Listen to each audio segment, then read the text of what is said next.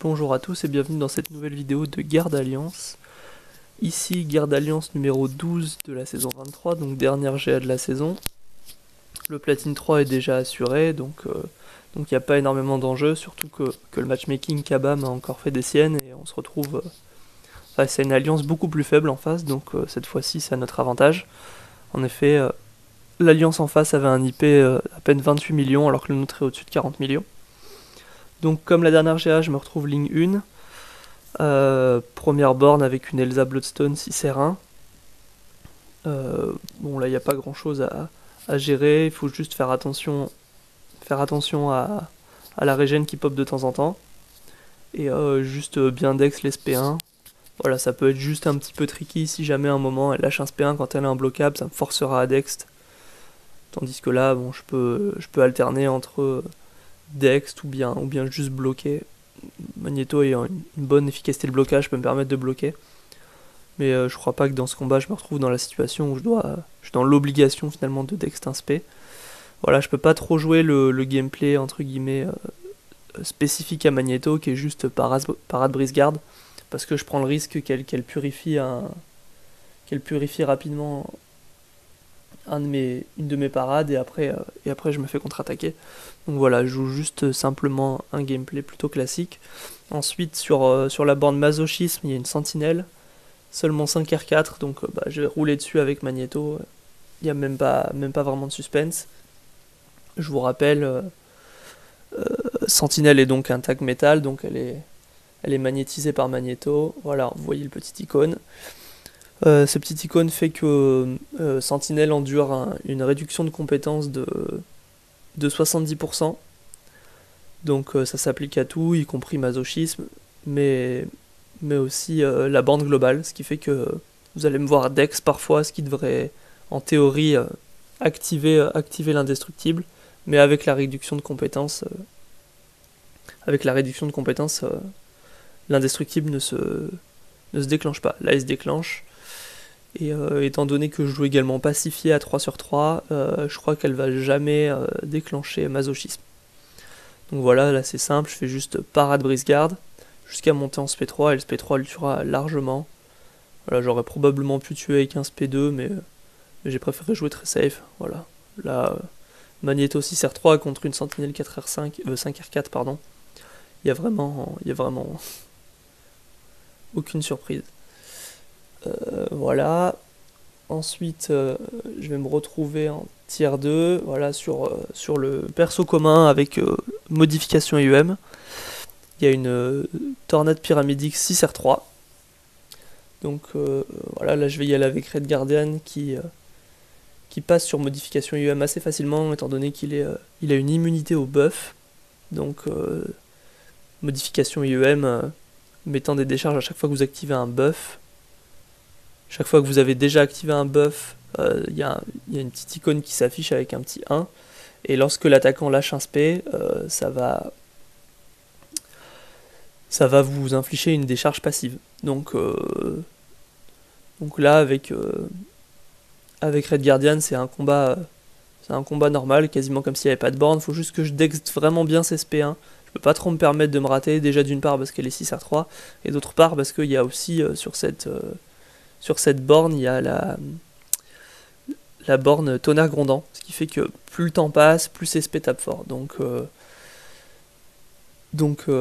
voilà, c'est pas un spé compliqué à esquiver le spé de Pyramidix, mais il faut quand même être vigilant et essayer de s'appliquer, parce que là 6R3 plus tonnerre grondant, ça pardonne pas, mais voilà, après je gère bien le combat, je finis avec un gros SP2, et voilà, vraiment aucun souci. Tranquille. Ensuite, je suis de nouveau ligne 1. Alors là, il y a un Magneto, et j'avais pas tellement anticipé ce Magneto. Je me suis dit, j'ignore un peu en général quand je prends mon équipe, j'ignore un peu cette borne. Je regarde qui y a dessus, mais je prends pas forcément un perso pour la contrer spécifiquement, parce que la borne vigueur m'embête pas. En général, j'arrive à faire plus de dégâts, sauf que en général, je la booste. Et là, comme la GA a été gagnée d'avance, j'ai pas boosté en fait. L'équipe en face a décidé de pas faire le 100% dès le début, donc nous on s'est mis en mode tranquille, juste on voulait gagner pour pour avancer un peu dans la rareté 2 et se mettre bien pour la saison d'après, mais on avait largement assuré le P3, donc là je l'ai mis en x2 parce qu'en fait il va beaucoup régène et je vais galérer à lui enlever des vies. Alors c'est pas un combat compliqué, c'est juste que ça va être super long. En plus, une fois que Red Guardian, la façon dont il fonctionne, c'est qu'à chaque fois que vous fracassez le bouclier, il met de plus en plus de temps à revenir. Donc là, je l'ai déjà fracassé 2 fois avec le SP2. Et du coup, il met beaucoup de temps à revenir. Là, je vais le fracasser certainement une 3e fois. Et ensuite, si je veux le récupérer, il va falloir que je monte en SP3. Donc là, faut que j'arrive à gérer. Avec Assassin, j'arrive quand même à faire pas mal de dégâts. Mais voilà, Vigueur revient, parce qu'il a un peu galéré à faire son SP. Donc là, va falloir que je reparte du début. Mais bon, là, je suis pas non plus inquiet, je suis juste en mode, j'aurais dû peut-être prévoir, surtout que dans mon équipe, il y a Nick Fury. Voilà, pour moi, j'avais juste besoin de Red Guardian et Magneto, et Nick Fury, je l'avais pris un peu en soutien. Voilà, ça rapporte plus 10% d'attaque à mon Red Guardian, et puis je me suis dit que ça pourrait servir sur les mini-boss. D'ailleurs, ça va servir sur les mini-boss. Mais c'est vrai que à l'avenir, je ferai peut-être un peu plus attention, parce que là, je galère vraiment avec ce Magneto. Il est vraiment relou, enfin vraiment relou. Pas vraiment relou, c'est juste principalement de ma faute, j'ai pas prévu en conséquence. Donc voilà, combat assez long. Ensuite, sur la borne coup, il y a un The Champion. Alors, match-up intéressant, j'avais rarement vu, j'ai même jamais vu de The Champion sur cette borne. Mais voilà, ça peut être embêtant parce qu'il n'y a pas énormément de persos qui gèrent et les régènes de coups et les irrésistibles. Donc là, je vais juste y aller avec Red Guardian. Et Red Guardian ne gère pas les régènes, mais comme il est immunisé au buff, je l'ai dit tout à l'heure, comme il est immunisé au buff, en fait il peut pas déclencher coup. Parce que la manière dont coup fonctionne, c'est qu'à chaque fois que vous déclenchez un buff, il est purgé par l'attaquant. Et à ce moment-là, le défenseur, il est purgé par le défenseur, et à ce moment-là, le défenseur gagne une régène de 15%. Sauf que, comme Red Guardian ne déclenche pas de buff, coup, c'est comme si ça n'existait pas dans ce combat. Donc voilà, à partir du moment où j'ai mis le ralentissement grâce au SP1, je vais complètement gérer les irrésistibles.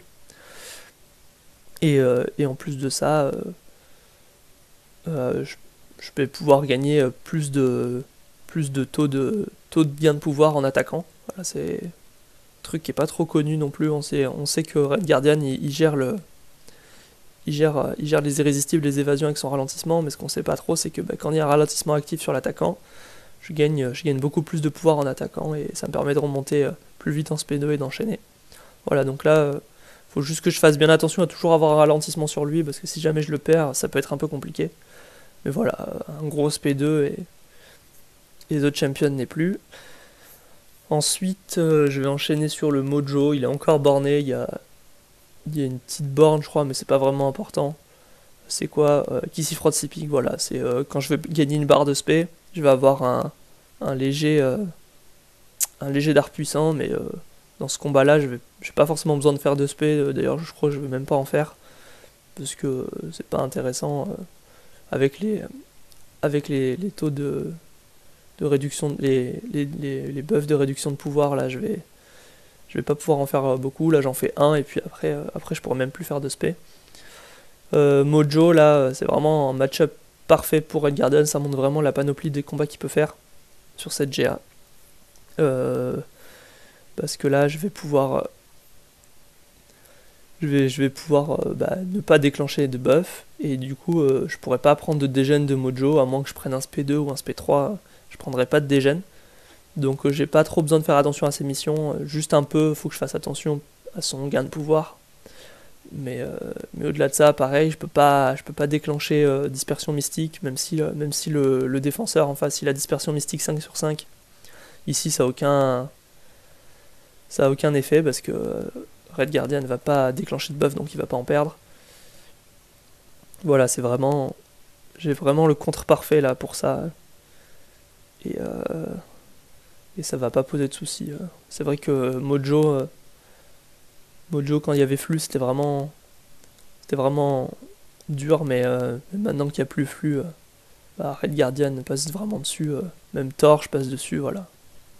Depuis que flux est plus trop utilisé comme tactique défensive, Mojo perd vraiment de son intérêt en tant que défenseur. En tout cas pour moi, parce que chaque fois que je vois un Mojo, bah, je prends Red Guardian et terminé. Hein. C'est comme c'est un combat facile pour moi quand je peux prendre Red Guardian.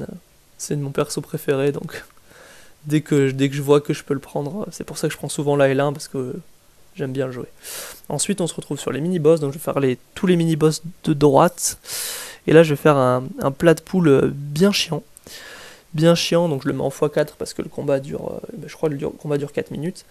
En fait, là, ce qui se passe, c'est qu'il y a donc assaut vigoureux, donc chaque fois qu'il régène, il va être imbloquable. Ça, c'est pour ça que je prends Red Guardian. Mais surtout, c'est que si vous savez pas comment fonctionne le plat de poule, en fait, à chaque début de combat, il va tirer 3 cartes. Et il y a 5 types de cartes. Et il y a une seule carte que j'avais pas envie qu'il déclenche, c'est le boost de soin. Parce que ça le fait régène de fou. Et donc du coup, il a 20% de chance de déclencher chaque carte. Et là, comme par hasard, il déclenche 2 fois la carte qui booste les soins.